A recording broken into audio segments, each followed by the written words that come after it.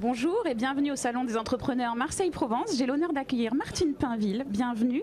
Vous êtes la secrétaire d'État chargée du commerce, de l'artisanat, de la consommation et de l'économie sociale et solidaire. Et moi, la première question que j'ai envie de vous poser, c'est finalement comment vont nos TPE-PME françaises? Bien écoutez, effectivement, vous avez énoncé mon portefeuille ministériel tel qu'il est, un portefeuille très vaste où on touche au commerce, on regarde les artisans, l'économie sociale, mais également la protection du consommateur. En fait, une personne m'a appelé un jour la ministre de l'économie de proximité.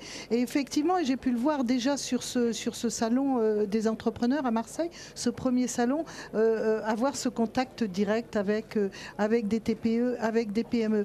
Alors les TPE et les PME que je peux rencontrer, qui ont eu des moments, je dirais, sans doute difficiles, puisqu'on connaît la situation économique en France, mais également mondiale, je dirais que les retours que je peux avoir actuellement font qu'il me semble que ces TPE et ces PME sont en train de se redresser, en tout cas se portent plutôt bien. Alors on parle ici beaucoup de développement d'entreprises. On est très fort en France en termes de création, ça il n'y a pas de problème. Mais souvent ça pêche un petit peu plus derrière, dans la deuxième étape. Comment aujourd'hui on pourrait aider mieux ces entreprises à se développer?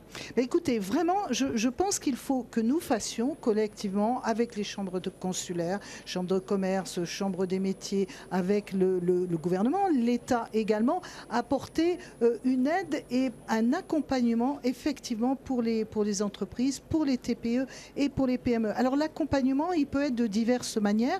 Il peut être d'un point de vue financier. L'État, le gouvernement a proposé ou propose une aide de 4 000 € aux TPE. Par exemple, c'est 1,2 million de TPE qui sont là concernés.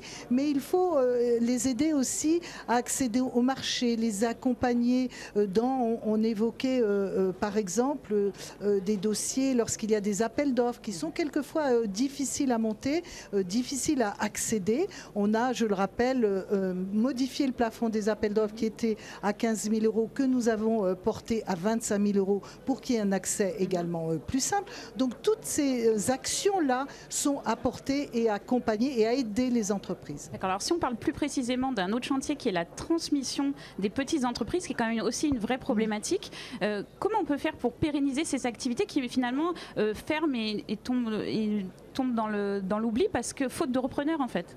Alors c'est vrai que là aussi chacun doit se mobiliser pour que cette transmission d'entreprise puisse se faire. Alors d'abord il y a la sensibilisation des chefs d'entreprise, de ceux qui sont des artisans, des commerçants, de ces petites et moyennes entreprises qui vont dans quelques années arrêter leur activité. Cela concerne plusieurs milliers, plusieurs dizaines de milliers d'emplois en France, donc nous devons là nous mobiliser. C'est effectivement là proposer aussi des mesures, c'est l'apprentissage par exemple. Quand un artisan forme un apprenti, ça peut être dans certains cas un apprenti, une personne qui va rester, qui va continuer, parce que l'artisan va transmettre ce savoir.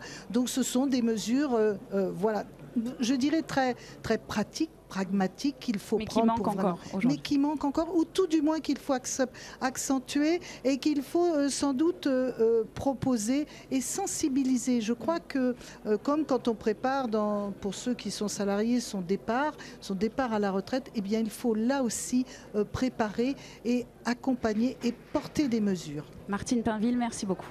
Merci.